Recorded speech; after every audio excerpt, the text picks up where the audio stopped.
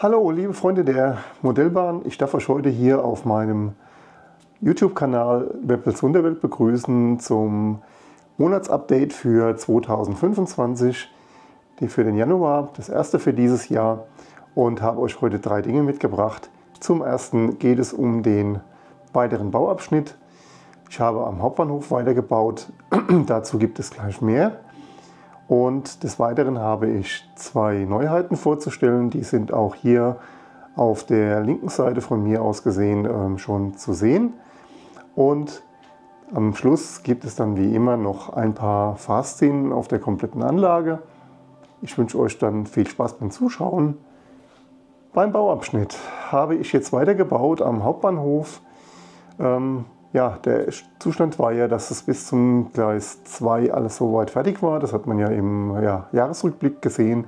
Ich habe jetzt die Oberleitungsmasten zwischen den Gleisen 3 und 4 aufgebaut, beziehungsweise dort, wo sich der Hauptbahnhof trennt, dann die Masten einzeln aufgestellt. Weiterhin die Masten noch im dem Weichenfeld in der Zufahrt für die Gleise 1 bis 3 aus Richtung des Bahnbetriebswerkes. Danach habe ich das Ganze mit Quarzsand befüllt und eingefärbt. Dabei auch noch die Grundplatte für den Schrebergartenbereich vorbereitet. Das Ganze wird es jetzt in einem kurzen Video zu sehen geben. Das Ganze ist im Zeitraffer-Modus aufgenommen, weil die einzelnen Bauabschnitte doch relativ zeitfressend sind. Viel Spaß beim Ansehen. Nachdem alle Masten vorbereitet waren, wurden zunächst anhand der 1:1 Papierschablonen die Maststandorte auf die Grundplatte übertragen.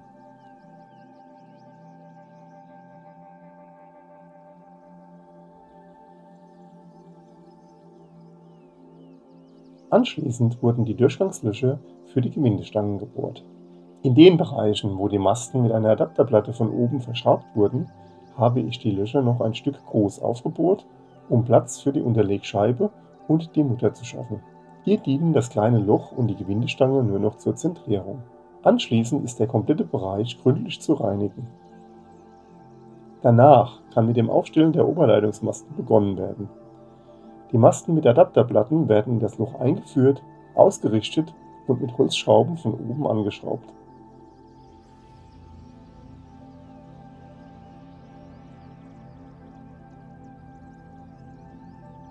Masten ohne Adapterplatten werden durch die Grundplatte gesteckt und von unten verschraubt.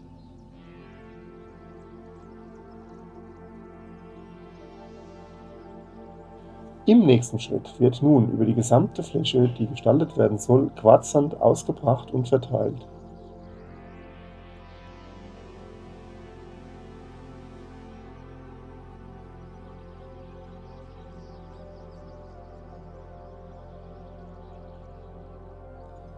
Hierbei ist besonders auf die Weichen zu achten, damit dort nicht Sand in die Mechanik gerät. Die Platte im Vordergrund soll später eine Schrebergartenanlage werden. Diese möchte ich aber als Diorama bauen und entnehmen können. Damit der Quarzsand sich nicht mit der Holzplatte verbindet, habe ich alle Kanten mit Packalufolie überzogen.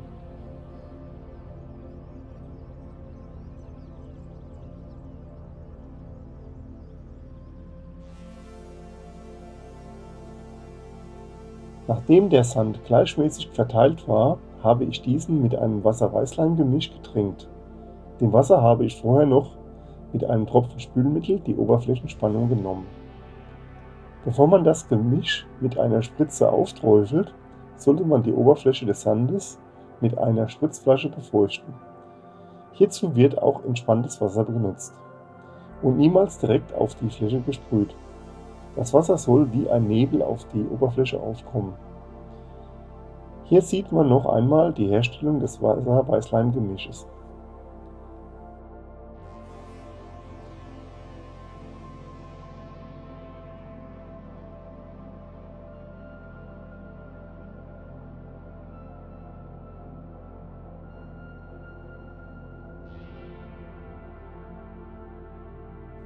Nach einer ausreichenden Aushaltezeit, diese beträgt mindestens einen Tag, kann mit dem Färben des Sandes begonnen werden. Hierzu wird ein Gemisch aus Erdfarben von Noch und entspanntem Wasser hergestellt und aufgetragen. Die Farbe wird von dem Sand relativ schnell aufgesaugt und ist dort auch schnell trocken. Die Teile aus Styrodur werden auch gleich mit eingefärbt. Bei diesen ist besonders wichtig, die Farbe auch in die Gravur einzubringen, da sonst der blaue Grundton zurückbleibt. Styrodurteile müssen meistens mehrfach gestrichen werden.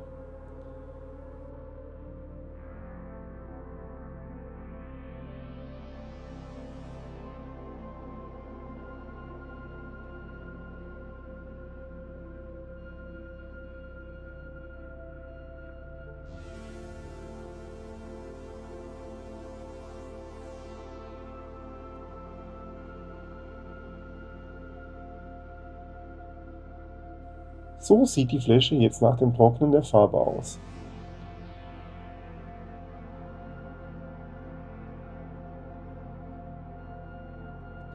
Nun konnte auch nur das Brett entnommen werden und die Backalufolie entfernt werden. Nach dem nächsten Reinigungsgang konnte das Brett wieder an seinen Platz zurück. Hier noch die Bausätze für die Schrebergärten. Jetzt noch ein Schwenk über den derzeitigen Bauzustand.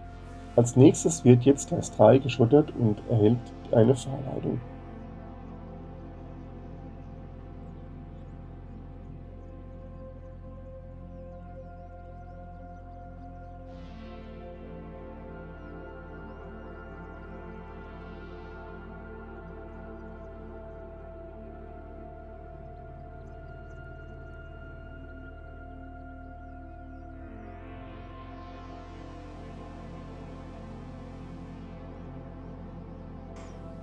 Die erste große Neuheit kam noch im letzten Jahr.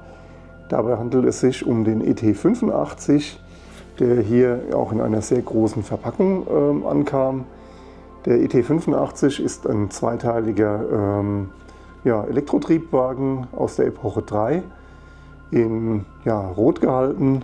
Man sieht ihn ja hier auch schon auf der linken Seite von mir aus gesehen im Bahnhof stehen. Dazu gibt es jetzt gleich noch ein Einzelvideo und die weiteren Neuheiten gleich. Die zweite Neuheit, die noch angekommen ist, ist eine E140. Die steht hier jetzt auch schon im Bahnhof. Dazu gab es ein Display mit insgesamt 12 Silowagen. Auch die hängen schon an der Lokomotive und stehen im Gleis 1 des Bahnhofs. Die werden auch gleich nochmal zu sehen sein. Dritte kleine Neuheit, die ich mir gegönnt habe, war noch für den Hühnerhof von Viessmann das Soundmodul. Die ganze Zeit haben die Hühner einfach nur so gepickt, mittlerweile können die das mit Geräusch. Das werden wir auch gleich mal noch sehen. Hier nun als erste Neuheit der lang ersehnte Elektrotriebwagen ET85 mit Steuerwagen ES85. Die beiden waren schon im Neuheitenprospekt 2023 angekündigt worden. Ich habe in die beiden Fahrzeuge mittlerweile einen Lokführer und Passagiere platziert.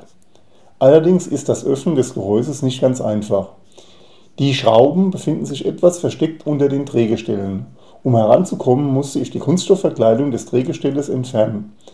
Die Verbindungskabelattrappen sind auch sowohl am Gehäuse und am Rahmen viermal zu entfernen und dann wieder einzustecken. Ansonsten finde ich den Triebwagen ein gelungenes Modell von Märklin. Der Triebwagen mit dem Steuerwagen hat die Artikelnummer 39853.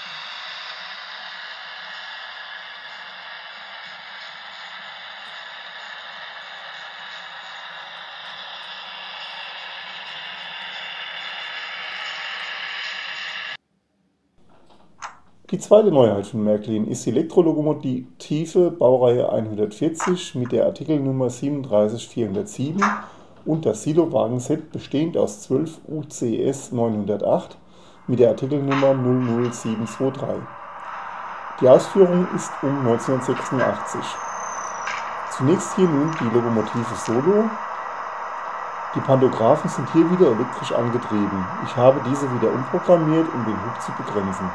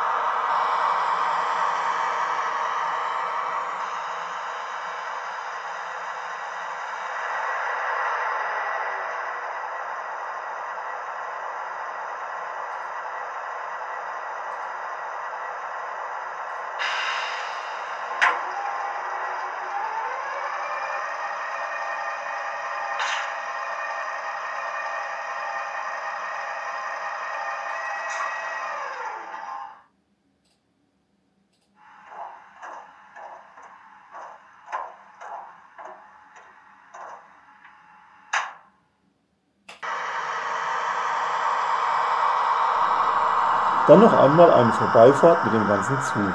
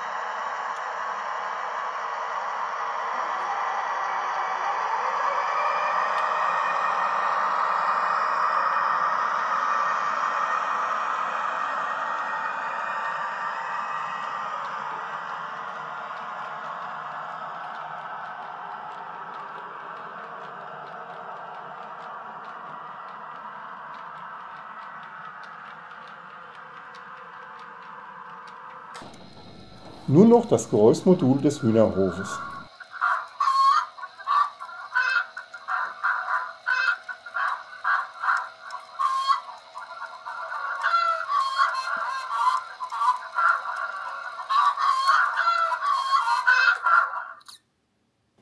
Das war's dann wieder für das heutige Video. Ich würde mich sehr freuen über einen Daumen hoch. Ein Abo ist auch sehr willkommen und Kommentare sind auch erwünscht. Ich wünsche euch noch viel Spaß bei den folgenden Fahrszenen. Euer Weppel.